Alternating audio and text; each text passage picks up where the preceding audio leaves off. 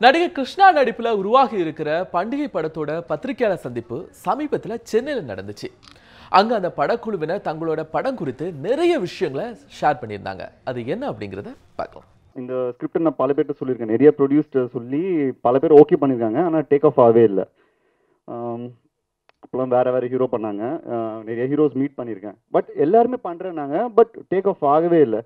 சரி, பட் என்ன ரீசன் அதில் சுத்தமாக தெரியவே இல்லை. அப்புறம் வந்து ஒரு மாதிரி கொஞ்சம் ஃப்ரஸ்ட்ரேஷனில் இருக்கும்போது விஜய் சார் லைக் நம்மளே பண்ணலாம் அப்படின்ட்டு. ஃபஸ்ட்டு முடியுமான்னு தெரில. அதுக்கப்புறம் we had a plan.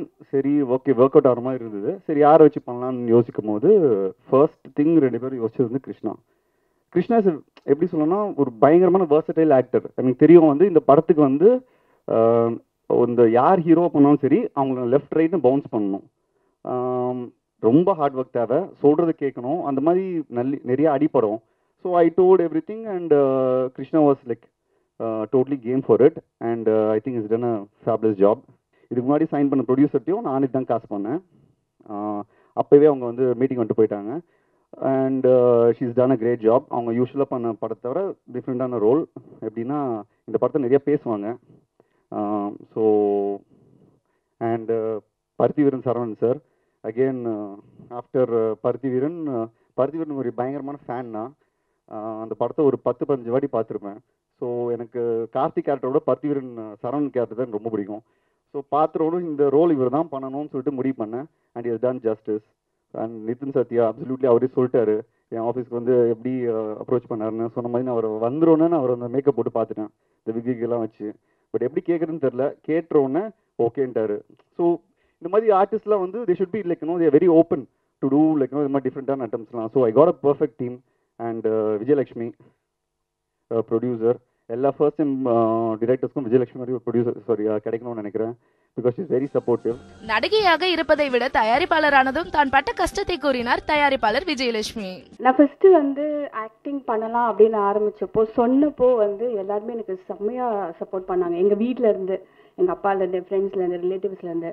But நான் படம் பண்ண போறேன்னு சொன்னதுக்கு அப்புறம் வந்து எல்லா இடத்துலையுமே எனக்கு கிடைச்சது நோ தான். எதுக்கு ப்ரொடியூஸ் பண்ணோன்னு வேணான்னு சொல்லிட்டு எல்லாருமே ரொம்ப டிஸ்கரேஜ் பண்ணாங்க. பட் எனக்கு ஒன்று நான் யோசிச்சுட்டேன்னா அதை கண்டிப்பாக பண்ணணும்னு நினைப்பேன். அண்ட் இந்த படத்தில் இந்த ப்ராஜெக்ட் மேலே, ஃபெரோஸ் மேலே எனக்கு ரொம்ப நம்பிக்கை இருந்ததுனால ஒரு பெரிய ஒரு தைரியத்தோடு இறங்கியாச்சு. அது வந்து வீண் போகலை, ரொம்ப நல்லா வந்திருக்கு. as a producer I'm very happy and proud. நான் ரொம்ப சந்தோஷமா இருக்கு, ரொம்ப பெருமையா இருக்கு. பண்டிகை படத்தில் தான் நுழைந்தது எப்படி என்கிறதை மேடையில் கூறினார் நடிகர் கிருஷ்ணா. இந்த படம் வந்து ஃபெரோஸ் சொன்ன மாதிரி எனக்கு வர நான் எதிர்பார்க்கவே இல்லை. விஜய் வந்து ஃபெரோஸ் கமிட் ஆயிட்டாங்க அப்படின்னு சொன்னப்போ எனக்கு லைட்டாக கொஞ்சம் கோவம் வந்தது, கொஞ்சம் ஜெலசி வந்தது. என்ன பக்கத்துலேயே சுற்றிட்டு இருக்கோம், நம்மளை ஐடென்டிஃபை பண்ண மாட்டேங்கிறாங்களேன்னு. அது ஒரு நல்ல பேனருக்கு தான் கமிட் ஆனார். அதுக்கப்புறம் கடவுள் என் பக்கம் இருந்திருக்காம இருக்குது. திடீர்னு விஜய் ஒரு நாள் ஃபோன் பண்ணி படம் பண்ணுறியாடான்னு கேட்டுச்சு. பண்ணுறேனே அப்படின்னு. கதை கேளு அப்படின்னா ஓகே ஃபெரோஸ் வர சொல்லு அப்படின்னு சொல்லிட்டு எங்கள் ஆஃபீஸ்க்கு ஃபெரோஸ் வந்துட்டு, மச்சான் எனக்கு அதெல்லாம் சொல்ல தெரியாது, எனக்கு எவ்வளோ தெரியுமா நான் சொல்கிறேன், பிடிச்சிருந்தா பண்ணு, இப்படி தான் அவர் ஸ்டார்ட் பண்ணார். சரி சொல்லு மச்சான் அப்படின்னு. அது இப்போ நரேஷன் பண்ணிக்கிட்டே இருக்கும்போது பேஜை பார்த்துக்கிட்டே பண்ணிக்கிட்டே இருந்தான். எனக்கு அவன் சொல்கிறத பார்க்குறதா இல்லை அந்த புக்கை பார்க்குறதான்னு தெரியல, ஒரே கன்ஃபியூஷன். ஃபர்ஸ்ட் ஹாஃப் சொல்லி முடிச்சுட்டா நிஜமாகவே நல்லா இருந்தது. நான் சொன்ன மச்சான் நான் இந்த படத்தை பண்ணுறேன், சரின்னு சொல்லி நான் கிளம்புறேன் அப்படின்னா. என்னடா கிளம்புறேன், படத்துக்கு செகண்ட் ஹாஃப் ஒன்று இருக்கா இல்லையா அப்படின்னு கேட்டேன். இருக்கு அவன் சொல்கிறா அப்படின்னா. டே மச்சான் டயர்டாக இருக்குது, இன்னொரு நாள் வச்சுக்கலாம் அப்படின்ட்டு. இதான் பண்ணுறேன்ட்டே அப்படின்னு கிளம்பி போயிட்டான். அதுக்கு விஜய் ஃபோன் பண்ணி ஓட்டுக்காரன் பாதி தான் மச்சான் சொன்னால் மீதி எப்போ சொல்லுவாருன்னு கேட்டதுக்கு, வீட்டுக்கு வாடா நான் சொல்ல வைக்கிறேன் அப்படி சொல்லி நான் வீட்டுக்கு போனேன். வீட்டுக்கு போனதுக்கப்புறம் உள்ளே இருந்தாங்க. உள்ளே போய் உட்காந்ததுக்கப்புறம் சொல்லு ஃபெரோஸ் அப்படின்னா, ஏ மச்சான் டயர்டாக இருக்கிறா விஜய் நீ சொல்ல அப்படின்னு. செகண்ட் ஹாஃப் வந்து விஜய் சொன்னாங்க. இதுதான் முதல் படம், டைரக்டர் ஃபர்ஸ்ட் ஹாஃப் சொல்கிறது, ப்ரொடியூசர் செகண்ட் ஹாஃப் சொல்கிறது. இதுக்கு முன்னாடி நான் பார்த்ததே கிடையாது இந்த மாதிரி. ரெண்டாவது வந்து ஃபைட்டிங், ஸ்ட்ரீட் ஃபைட்ஸ் எல்லாம் சொன்னோடனே எனக்கு வந்த முதல் டென்ஷன் வந்து எங்கே இவன் 6 பேக் வைக்க சொல்லிடுவானோ, எங்கே இவன் இழக்க சொல்லுவானோன்ற ஒரு பயம் இருந்தது. நான் கேட்டேன் என்ன மச்சான் என்ன பண்ணலாம் அப்படின்னு. ஒன்று 6 பேக்கெல்லாம் வேணாம் மச்சான், அவன் ஃபைட்டர் கிடையாது, ஃபைட்டர் ஆயிடுவான், அதுக்கு 6 பேக் வச்சா நீ வந்து நீ ஃபைட்டர்னே கன்வின்ஸ் ஆயிடுவாங்க அப்படின்னு சொன்னே ரொம்ப ரொம்ப ரிலாக்ஸ் ஆகிட்டேன். ஏன்னா ரொம்ப கஷ்டம் இந்த 6 பேக் வைக்கிற பஞ்சாயத்து, நமக்கு தேவையே இல்லை அது.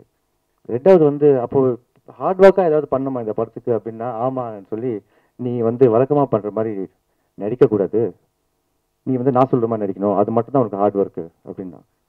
என்ன இவன் பெருசாக ஹார்ட் ஒர்க் சொல்லிட்டு போகிறான்னு சொல்லிட்டு ஷூட்டிங் போயிட்டு ஃபைட் கிளாஸஸ் நான் போகல. அவன் படத்தில் ஒருத்தர் 6 பேக் வச்சுட்டு வருவார், அவர் தான் என்னுடைய மாஸ்டர். அவர் நேராக ஃபைட்டிங்கில் தான் பார்த்தேன், நான் கோச்சிங்கில் பார்க்கல.